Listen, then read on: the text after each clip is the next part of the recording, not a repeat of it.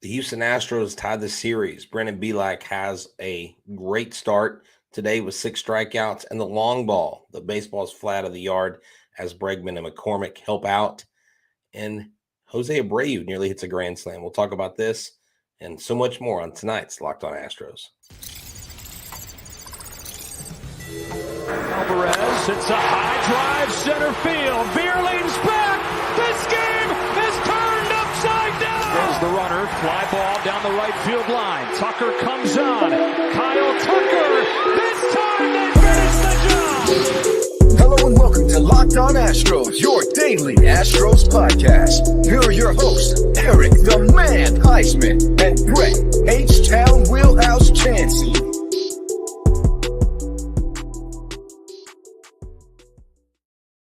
We are Locked On Houston Astros, and we're your daily Astros podcast.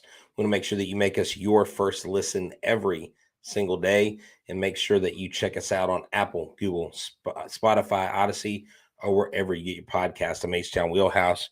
You can find me at Htown Wheelhouse on Twitter, Instagram, and TikTok. You can find the show at Locked On Astros, Twitter, Instagram, Facebook, TikTok, wherever you get your social medias. Eric, our co-host, is not here tonight, but you can find him at Eric Talk Stros. So make sure you check us out. Give us a like every time you watch a video. Make sure you subscribe and tell your friends and family about us. And what a great game we've got tonight. Tonight's episode is brought to you by FanDuel. FanDuel is the number one sports book of the NBA. We are hot in the NBA playoffs, so make every moment more. Visit FanDuel.com/lockedon to get started today. So on the rundown on the show, if you're listening, we're going to talk about Bielak, his 1 run and 6 strikeout performance. We'll talk about the long ball, how it powered the win today. And then later on, we'll get into Abreu's near grand slam, kind of go back over a hit he had last night, one of the hardest hit balls off a 103-mile-an-hour pitch or higher. The bullpen was superb. It was thin tonight. And then towards the end, we'll just talk about scoring early but not often, and how that could maybe stymie some of the growth of this team. But look, they jettison their way to a 32-22 record. They keep pace. They don't lose any ground with the Rangers today. The Rangers win again in Detroit. The Tigers are not holding up on their end of the bargain. But you had Brandon Beilak on the mound, and you had Joe Ryan on the mound. Joe Ryan has had a great year, unless he is facing the Houston Astros. He has an ERA over 8 versus the 2 starts against the Astros combined, and he has a 1.3 something ERA when he's facing the rest of the league. But let's talk about Brandon Beilak, because coming in to today's game, he has faced the he basically has not really faced many of the hitters that were in the current lineup. But Brandon Beilak this year was 1-2 coming into this game with a 3.55 ERA. Gets his second win of the season. It was a solid win. Look, he gave up the 1 run. He had 6 strikeouts.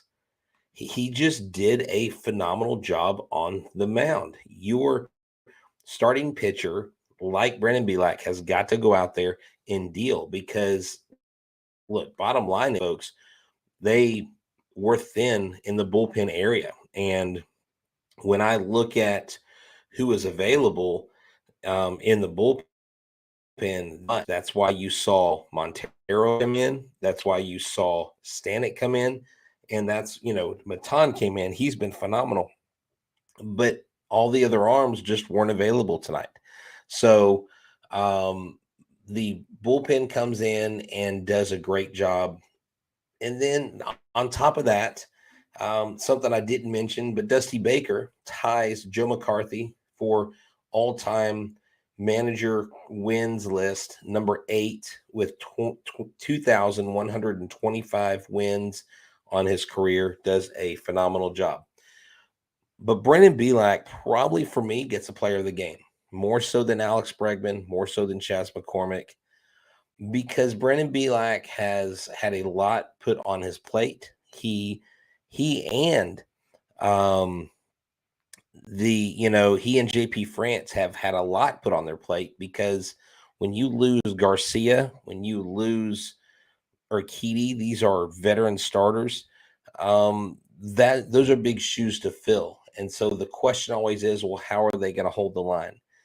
And I've been saying all along that the Houston Astros have simply they've got to have their starters go the length, 5, 6 innings. 7 innings would be nice. The complete game shutout the other day was phenomenal by the Astros. But the Astros are on quite a run.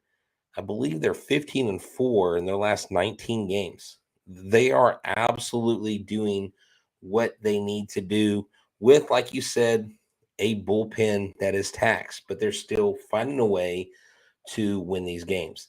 Games 10-4, 10-5, but they're doing enough. And so let's talk about that. The long ball today, Chas McCormick hits a home run. Alex Bregman hits a home run. These guys power an early 5-0 lead for Bielak. They put up 3 in the second. They put up 2 in the third. Alex Bregman at the plate had the only multi-hit game today. Those that also contributed on the 5 hits with 5 runs was Pena with 1 for 2, Alvarez 1 for 4, and McCormick 1 for 3 with the home run.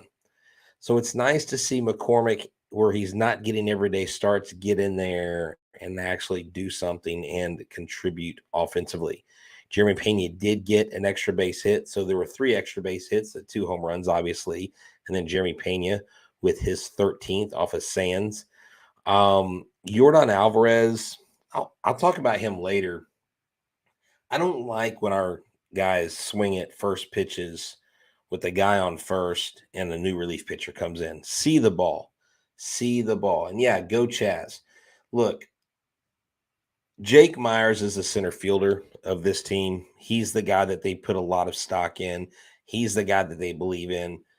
Chas McCormick doesn't have the same projections major league wise. You look at his metrics, you look at everything.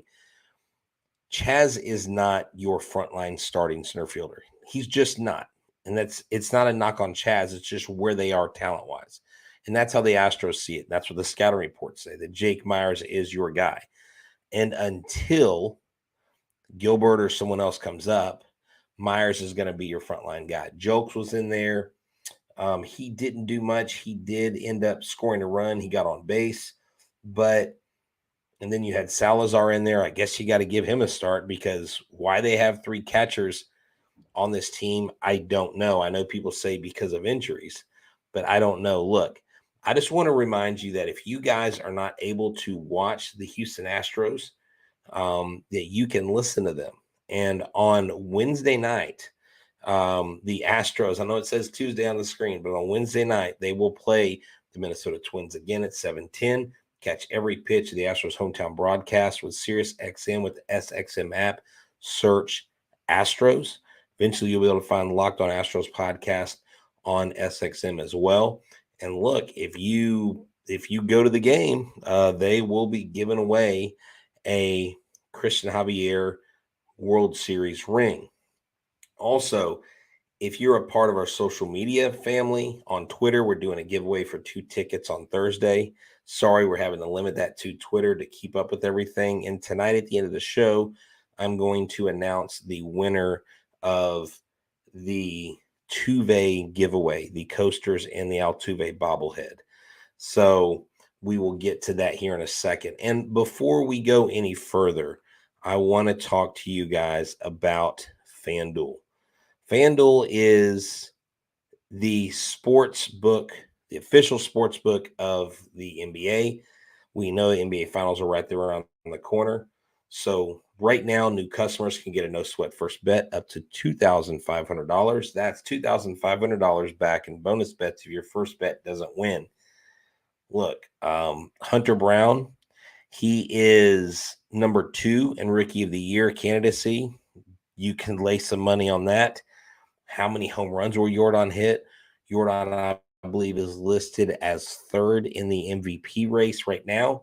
So go check that out. There's no better place to bet all the playoff action, especially for the NBA, than America's #1 sportsbook. Look, if the playoffs happen today, if the Twins and the Astros would play each other, the winner of that series would go on to play the Rangers.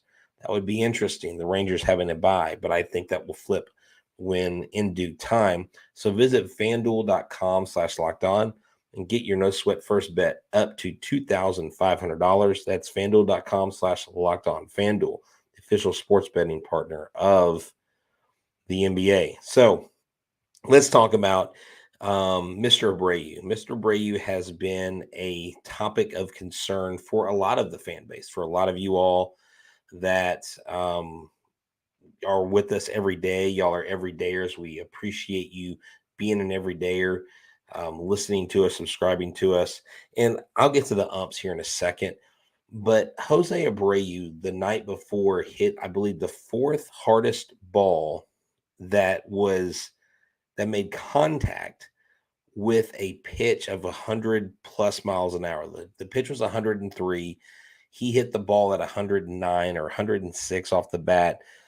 And so I know it was a single, but if Abreu's able to catch up to 99 mile an hour pitches, 103 mile an hour pitches, I think we're starting to see the turn. And tonight, he narrowly missed a grand slam.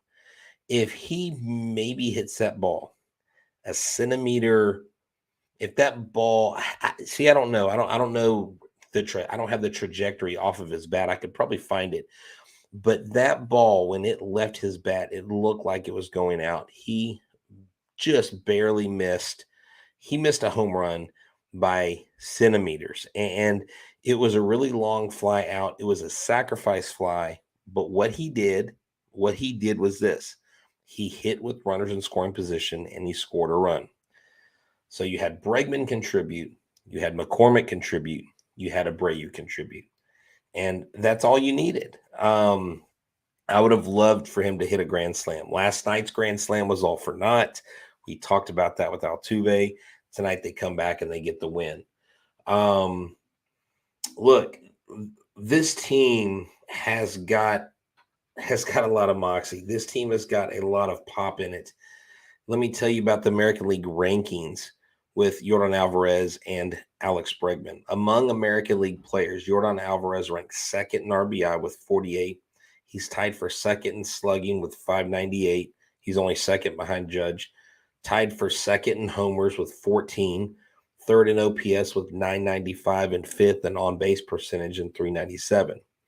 I'm going to relate this to his at-bat towards the end of the game. Alex Bregman ranks tied for seventh in walks with 28 and third in walk to strikeout ratio 1.17. The umpire was terrible tonight. The umpire was not good.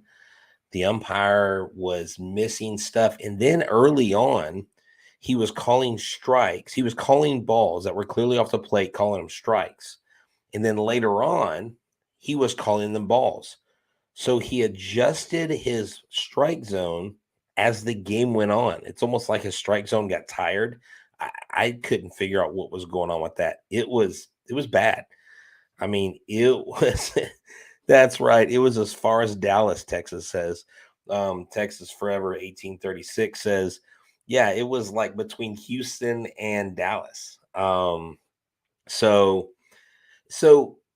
Guy Webster, we'll break down more of Abreu as we go along through the rest of the week. It may be his stance that is catching him off. But look, I just lost my train of thought. Htown Alvarez gets up to the plate at the end of the game. A relief pitcher comes in, a left-hander to face him, and guess what he does? He swings at the first pitch. And I was listening to the radio at the time because sometimes I like to switch and listen to the radio. Sparks said, we were always told that when you have a guy on first, almost always the first pitch ends up grounding the hitter into a double play. So let him eat, serve it up, because more times than not, they're going to hit into a double play. Htown Alvarez in that late game situation needs to see the first pitch, needs to get up there and see what this guy's bringing to him. Because even if you see the first pitch and it's a strike, and if you swing at another bad pitch, foul it off, at least you got 2 pitches under your belt. I know he swings at first pitch, but in that situation, late in the game, down the road, in a playoff scenario, in a place where you may need to tack on a couple extra runs. Let's say your next relief pitcher coming in is Tax, but he's your only guy coming in. You've got to see a couple baseballs come across the plate to give yourself more opportunity, okay? And I know you only miss 100% of the baseballs you don't swing at, but that was a baseball. That was a first pitch scenario. I think it would have been wise for Htown Alvarez to watch at least one pitch go by, just because I just really think that things would have gone differently. I would have loved for him to get up there and do something with that ball, because he didn't really do much today. Again, Htown Alvarez, he was 1 for 4. He did strike out twice. He did score the run when he was on third base for Jose Abreu. But get this, if he gets a hit, then who's up? Alex Bregman's up. I mean, that's just a scenario to me that I think would have really gone the Astros' way had they given it opportunity. I'm gonna go back to this inning. Cesar Salazar popped up. Jose Altuve walked. There was a wild pitch. So you had Altuve on second. You had Jeremy Pena on first, and then Giovanni Moran came in. And at first I thought they said Duran. I was like, oh crap, not this guy again. And he grounded into a double play. Giovanni Moran, literally, the pitch he threw him was down over the middle of the plate and the lower third. So if you're looking at the strike zone, there are 9 boxes. It was in the bottom left box, and he hit it 95.4 miles an hour off the bat. Actually, no, that was the pitch. He hit it at 111 miles an hour. Imagine if, and I'm nitpicking here, but imagine if Htown would have waited on that pitch. He would have gotten that. Now, Kyle Tucker, I see a lot of y'all talking about Kyle Tucker.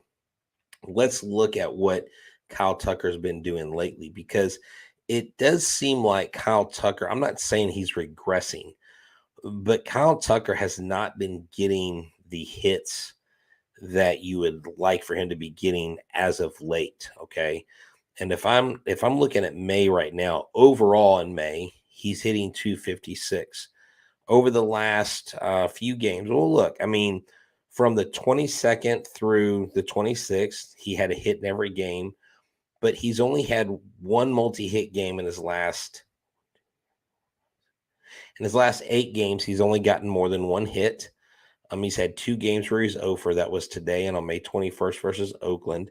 Now, before that, he had 3 multi-hit games in about a 5-day span. So he's kind of been flirting with, he's at 271. He got all the way up to 282 this month. He went up to 282, went down, went up. So he's been a little up and down. Look, in April, he was 290. He was hitting the cover off the ball. He got a lot of RBIs. He got a lot of total bases.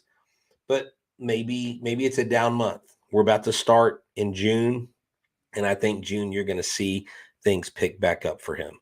So just be patient with Tucker. He can't do everything.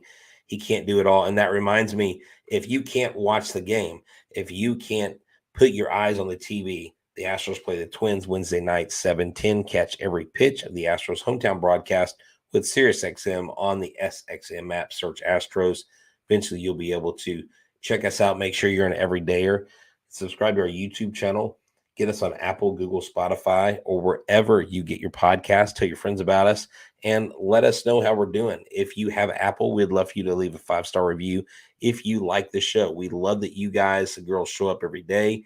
And again, at the end of the show, I'm going to announce the winner of the Tuve giveaway, the Jose Altuve bobblehead and the coasters. And I'm going to have to figure out, once I figure out who wins, how we're going to get that to you. If we can exchange it at the stadium, which would be a lot cheaper, or if we need to ship it to you, and see if you can throw me a few bones on Venmo to help offset that cost. I will say this. If you're on Twitter, and I'm only running this on Twitter, we are giving away 2 tickets to the Thursday night Astros game. Go to the Locked On Astros Twitter handle, and if you're not on Twitter, I'm not going to expand it beyond Twitter just because it gets way too much to keep up with.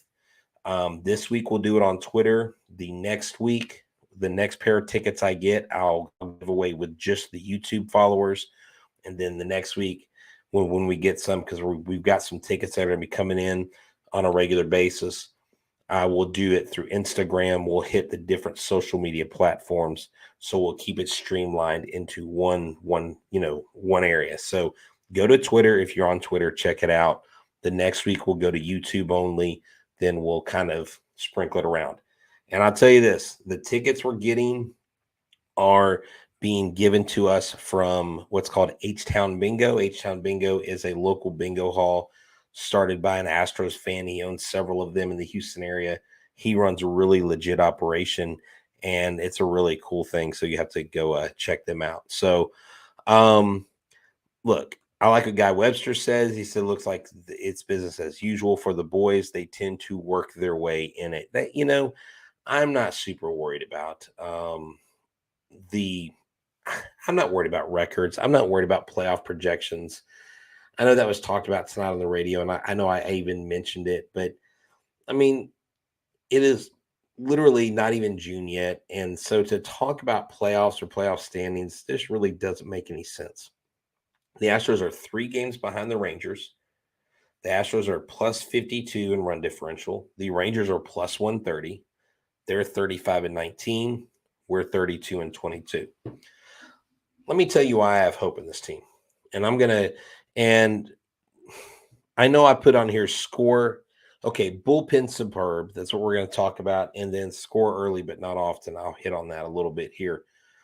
But when I look at the bullpen, when I look at the pitching, all right, and this is from my media notes, the Astros have the lowest ERA and have allowed the fewest runs in the majors. The Astros starters rank 3rd in the majors in ERA with 3.28 and have allowed 1 or fewer earned runs in 7 of their last 10 games. Also, their bullpen ranks 3rd in the majors with a 3.08 ERA. So they're the lowest team ERA at 3.21, runs allowed the lowest, 1.88. You know who's second in that? It's Minnesota. You know who's 3rd? Texas. So their pitching is holding up. And then you've got Hector Neris, who's on a hot streak, and Rafael Montero. We've got to give this guy credit. Man, we've been really down on this guy. Matan is the dude. Neris is him.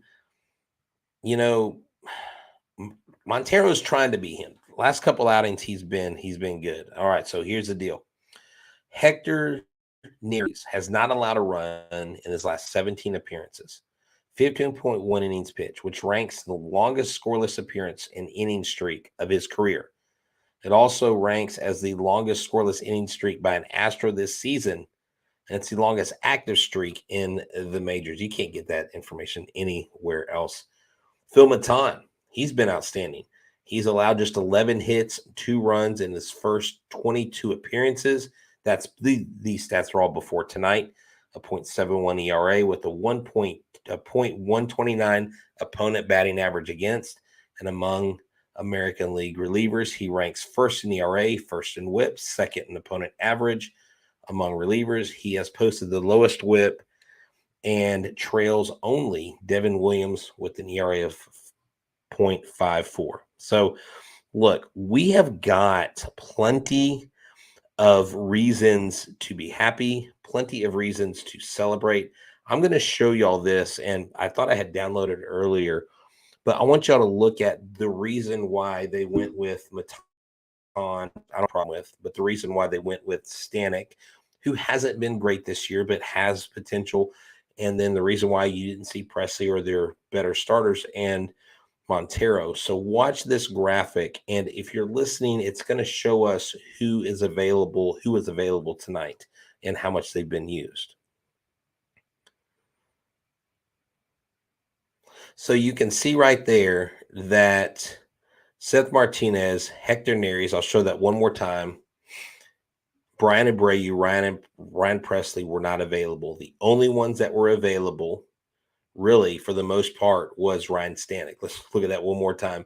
Stanek had thrown the fewest, Montero the second fewest, and then you had Matan and then Mushinski for lefties. So they were pretty thin in the bullpen tonight. So they did what they needed to do with the weapons that they had, and that's how you win ball games.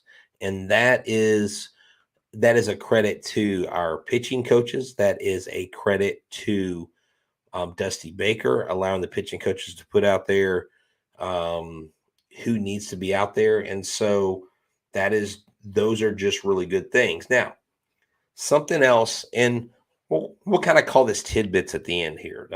These are markers in the season that I think are important for us to look at. Jose Altuve got his 7th career Grand Slam, which tied him with Carlos Lee atop the franchise leaderboard in Grand Slams. I think Eric might have mentioned that, but he climbed up to 702 RBI. He is only 17 behind Jimmy Wynn, the toy cannon, that's 7th. He's a little less than 70 away from Cesar Cedeno, but he's climbing up that RBI chart, and I love to see that. So he's done well. So look, what are the big takeaways today? Bielak comes out and gives you 6 innings, gives you 6 strikeouts, only allows 1 run. The bullpen you had that was limited available to you did their job. Someone's asking me about Ronel Blanco. I'll get to him in a second. The bats come alive when they need to. The one thing I would say this club needs to do, the game before we scored late was enough. Tonight we scored early and it was enough. There needs to be more consistency. If we do give way to a lead, we need to be able to scratch and claw. We need to put those 7 through 9 inning run outputs in with the same innings we score in innings 2 or 3. I just think that would be a much better recipe for success and not have to leave these nail biters out here. So, asked about Ronel Blanco. Look, we mentioned on the show before, I was at the game. He pitched the longest he's ever pitched. He threw his career high strikeouts. They're tuning him up. They're getting him ready. Can you imagine bringing up Ronel Blanco and then Bielak and then JP France still pitching solid and them doing a 6-man rotation with Ronel Blanco and all 3 of those guys holding the line? And then everyone's like, well, how are the Astros winning? Well, it's not because of Luis Garcia or Lance McCullers, which I don't know if y'all heard. Lance McCullers is not even throwing right now.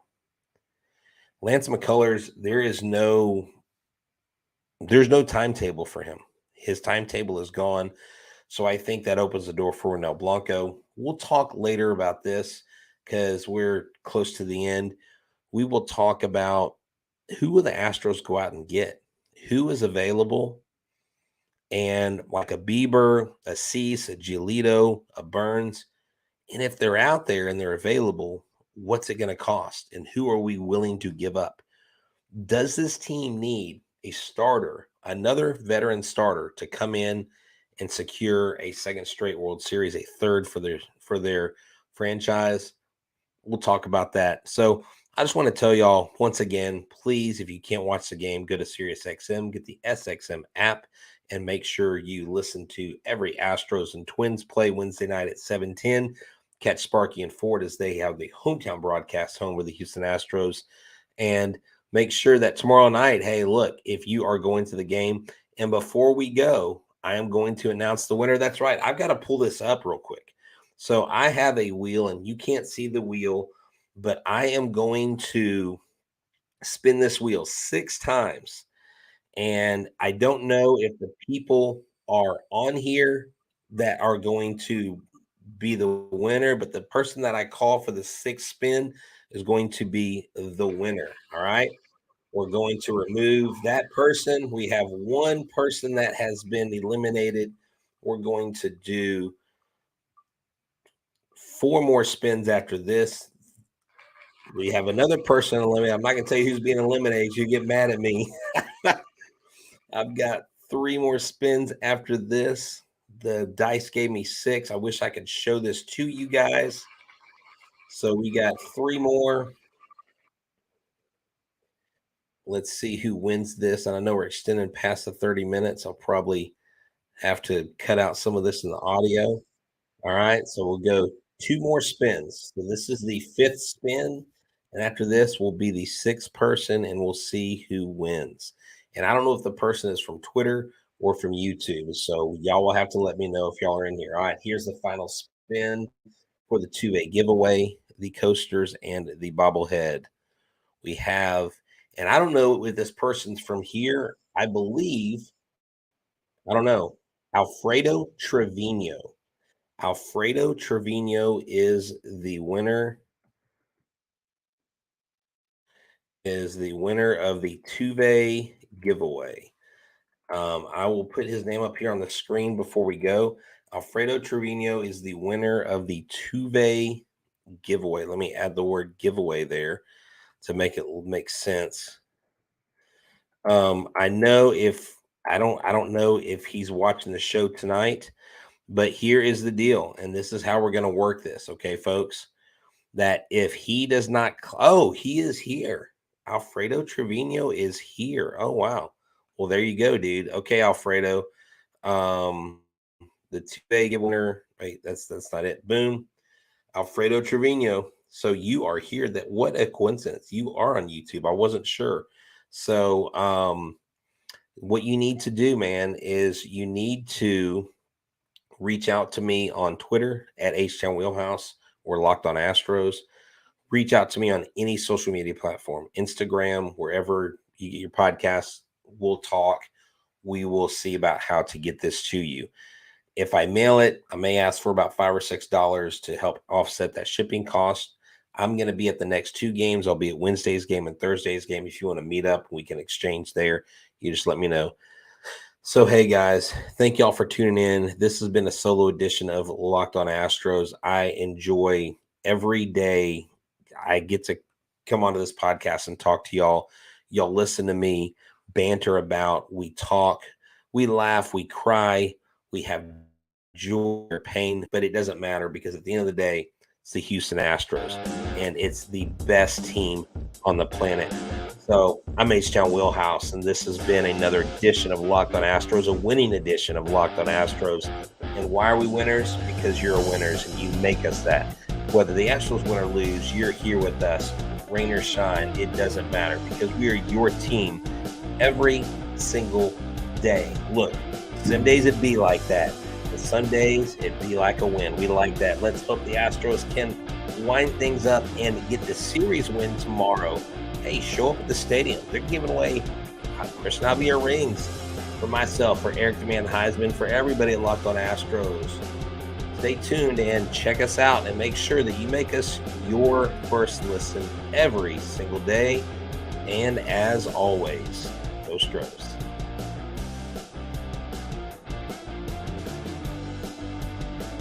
Jordan shouldn't have swung at that pitch. Let's go.